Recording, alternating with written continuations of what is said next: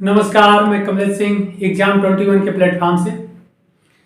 इस सेशन में हम लोग इंडियन कॉन्स्टिट्यूशन यानी भारतीय संविधान पर जो हम लोग डिस्कस कर रहे हैं पॉलिटी के क्लास में, भारतीय संविधान के भाग 3 में मूल अधिकार यानी पार्ट 3 फंडामेंटल राइट पर। ओके, तो मूल अधिकार पर डिस्कस कर रहे हैं। इस क्लास को हम लोग आगे बढ़ाते हैं और इसमें हम लोगों ने समानता के अधिकार को देख लिया, स्वतंत्रता के अधिकार को देख लिया। इसके बाद शोषण के विरुद्ध अधिकार पर हम लोग डिस्कस करेंगे और शोषण के विरुद्ध अधिकार से तात्पर्य राइट अगेंस्ट एक्सप्लोटेशन। तो एक्सप्लोटेशन पर हम लोग डिस्कस करेंगे कि हमारे मूल अधिकार में व्यक्ति के यानी मानव के शोषण करने से किस प्रकार रोक लगाया गया है, यानी मनुष्य का शोषण न हो तो किस रूप में शोषण करने से रोक लगाया गया है, उस पर हम लोग डिस्कस कर लेते हैं। तो यहाँ पर शोषण के विरुद्ध जो प्रावधान किया गया है अनुच्छेद 23 और अनुच्छेद 24 में, यानी आर्टिकल 23 एंड 24 में। ओके, तो 23 और 24 में शोषण से संबंधित प्रावधान किया गया है। तो इसमें हम लोग देखेंगे पहले अनुच्छेद 23। तो आर्टिकल 23 अनुच्छेद 23 पर हम लोग डिस्कस करते हैं कि शोषण के बारे में क्या प्रावधान किया गया है, मानव के शोषण न हो और किस प्रकार के शोषण की बात कही गई है, उसे रोकने की बात कहा गया है। ओके, तो अनुच्छेद 23 में कहा गया है मानव के दुर्व्यापार, बेगार तथा इसी प्रकार के अन्य बलपूर्वक कराए जाने वाले श्रम का निषेध करता है। ओके, तो यहाँ पर कह रहा है कि मानव के दुर्व्यापार, बेकार तथा इसी प्रकार के अन्य बलपूर्वक कराए जाने वाले श्रम का निषेध करता है। तो यहाँ पर मानव के दुर्व्यापार से क्या तात्पर्य है? दुर्व्यापार से तात्पर्य है मानव की तस्करी। ओके, मानव की तस्करी आप लोग अब समझ ही गए होंगे कि मानव की तस्करी कैसे होती है।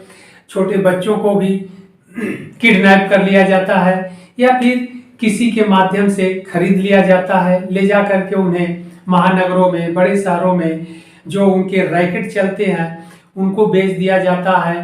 तो देह व्यापार भी करवाते हैं, तमाम तरह के जो उन्हें बलपूर्वक जो वह नहीं चाहते हैं उसके बाद भी उनसे करवाया जाता है। उन्हें न करने पर उनकी पिटाई भी की जाती है। इस तरह के कार्य यानी मानव दुर्व्यापार से तात्पर्य मानव की तस्करी।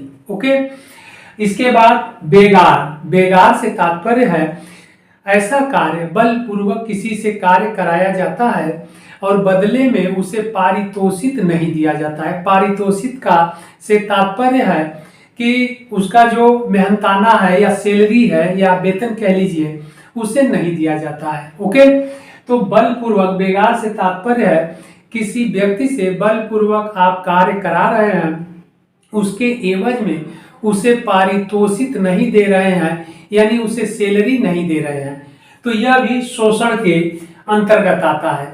और यह दुर्व्यापार, बलपूर्वक यानी मानव तस्करी, तो यह शब्द हो गया मानव की तस्करी बलपूर्वक।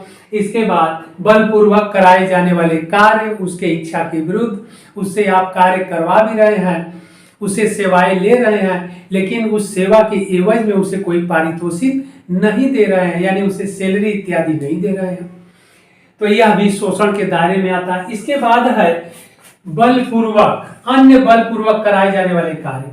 इसी तरह के बाई फोर्स अगर डरा के, धमका के या फिर बल का प्रयोग करके अगर आप कोई कार्य कराते हैं, कराए जाने वाले श्रम, कोई ऐसा कार्य कराते हैं तो उसका क्या किया गया है? निषेध किया गया है। कहाँ किया गया है?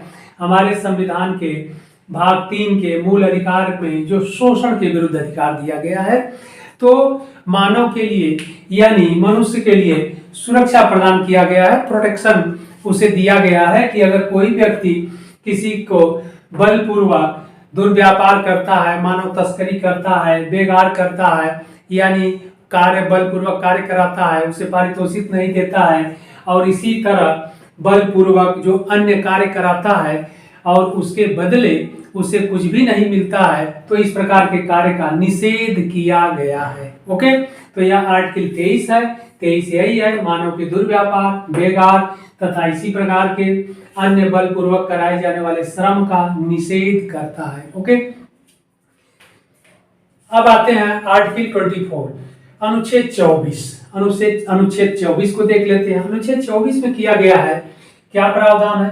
कारखानों आदि में बालकों के नियोजन का प्रतिषेध करता है, यानी कारखाना एक्सेट्रा आदि में बालकों के नियोजन का प्रतिषेध करता है, यानी prohibition of employment of children in factories etcetera, यानी बालकों को अगर कारखाने, खान इत्यादि में कहीं आप लगाते हैं जोखिम भरे कार्य में, तो उसका यह निषेध करता है। कैसे, इसको एक्सप्लेन कर लेते हैं हम लोग। यहाँ पर दिया गया है, अनुच्छेद 24 में दिया गया, आर्टिकल 24 में दिया गया है कि 14 वर्ष से, ध्यान रखना यहाँ इंपॉर्टेंट है, लिमिट कर दिया गया है, सीमा बना दिया गया है कि चिल्ड्रन में, बालकों में कितने वर्ष तक के बालक? 14 वर्ष से कम आयु के वह बालक जिनकी उम्र 14 वर्ष से कम है, तो 14 वर्ष से कम आयु के किसी बालक को, ध्यान रखना है, किसी बालक को कारखाने यानी फैक्ट्री, खान यानी माइन, ओके, फैक्ट्री अथवा माइन अथवा इसी तरह के जोखिम भरे काम में नहीं लगाया जाएगा।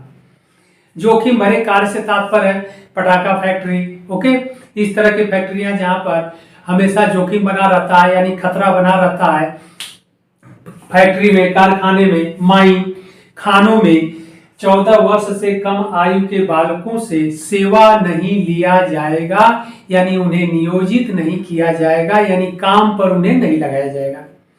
अगर ऐसा किया जाता है तो यह दंडनीय अपराध घोषित किया गया है आर्टिकल 24 के तहत। यह बहुत इंपॉर्टेंट है, आपके एग्जाम में हमेशा पूछा जाता है कि बालकों के शोषण से संबंधित प्रावधान कहाँ दिया गया है, तो मूल अधिकार में दिया गया है। अनुच्छेद पूछता है तो आर्टिकल 24 में दिया गया है, अनुच्छेद 24 में दिया गया है। तो अनुच्छेद 24 में बालकों के शोषण से रोक लगाता है, यानी उन्हें कारखाने, खान अथवा अन्य इसी प्रकार के जोखिम भरे कार्यों में उन्हें नहीं लगाया जाएगा। 14 वर्ष से कम उम्र के बच्चों को किसी भी प्रकार से जोखिम भरे कार्यों में उन्हें नियोजित नहीं किया जाएगा, यानी उन्हें सेवा देने के लिए नहीं लगाया जाएगा या उन्हें जबरदस्ती कार्य करने के लिए बाध्य नहीं किया जाएगा। ओके, तो यह था शोषण के विरुद्ध अधिकार अनुच्छेद 23 और 24 में। तो आर्टिकल 23 और या 24 यह दोनों हमारे फंडामेंटल राइट में यानी मूल अधिकार में शोषण के विरुद्ध यहाँ पर प्रावधान किया गया है। अगर इस तरह का कोई भी कार्य होता है बलपूर्वक बालकों के साथ या फिर 23 में मानव के साथ, तो इसे दंडनीय अपराध घोषित किया गया है। ओके, तो यह बहुत इंपॉर्टेंट है, आप लोग अच्छे से इसको देख लीजिएगा, नोट्स बना लीजिएगा। फिर हम लोग अगले सेशन में मिलते हैं। ओके।